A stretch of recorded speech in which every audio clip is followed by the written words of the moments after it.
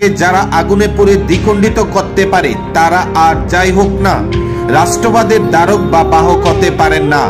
ঘটনা প্রকাশ্যে মেলাগড় পৌরসভার সামনে রবীন্দ্রনাথ ঠাকুর মর্মর মূর্তির সন্নিকটে পৌরসভার উদ্যোগে প্রধানমন্ত্রীর আহ্বানে হর ঘর তিরঙ্গা শীর্ষক অনুষ্ঠানে আগুনে পুড়ে যাওয়া জাতীয় পতাকা দিয়ে সুসজ্জিত করার প্রয়াসকে প্রতিবাদ জানান মেলাগড় এলাকার সমস্ত জনগণ। কেননা মেলাগড় পৌর পরিষদের উদ্যোগে প্রধানমন্ত্রীর ডাকে সাড়া দিয়ে হর ঘর তিরঙ্গা শীর্ষক অনুষ্ঠানে আগুনে পুড়ে যাওয়া জাতীয় পতাকা দিয়ে সুসজ্জিত করেন, যা দেখে হতবাক মেলাগড় পৌরবাসী তার তীব্র প্রতিবাদ শুরু করতে থাকেন। গোটা ঘটনায় মেলাগড় পৌর পরিষদের বিরুদ্ধে ছি রব উঠেছে। মেলাগড় পৌরসভার সামনে যে রবীন্দ্রনাথের মর্মর মূর্তি, এই মূর্তির সামনে তিরঙ্গা যাত্রা উদ্বোধন করার জন্য এখানে তিরঙ্গা সাজানো হয়েছে। এই তিরঙ্গা যে সাজানো হয়েছে পৌরসভার উদ্যোগে যে তিরঙ্গা লাগানো হয়েছে, আমি একজন ভারতীয় নাগরিক হিসেবে, ভারতের একজন অ্যালার্ট সিটিজেন হিসেবে আমি এটা সম্পূর্ণভাবে প্রোটেস্ট করছি যে ভারতের পতাকাকে কিভাবে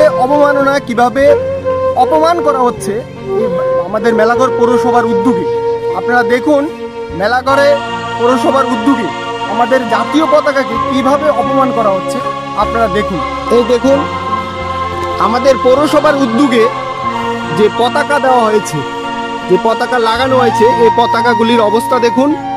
সমস্ত পতাকাগুলি আগুন দিয়ে পুড়ে তারপর এখানে সুসজ্জিত করা হয়েছে। একটা দেশের পতাকাকে এইভাবে যারা আগুন দিয়ে পুড়ে দ্বিখণ্ডিত করতে পারে, ওদের কাছে রাষ্ট্রবাদ, ওদের কাছে দেশাত্মবোধ কি করে আশা করা যায়? এরকম ধিক্কারজনক কাজ ওরা কিভাবে করে? আমি জাস্ট জানতে চাই, রাষ্ট্রবাদের নামে রাষ্ট্রীয় পতাকাকে যারা এইভাবে অপমান করে তাদের বিরুদ্ধে, আমাদের স্বনামধন্য পৌরসভার বিরুদ্ধে আমাদের রাজ্য সরকার কি ব্যবস্থা নেয় এটা এখন দেখার। কারণ একজন ভারতীয় নাগরিক হিসাবে এরকমভাবে জাতীয় পতাকার অবমাননা আমরা কিছুতেই মেনে নিতে পারি না।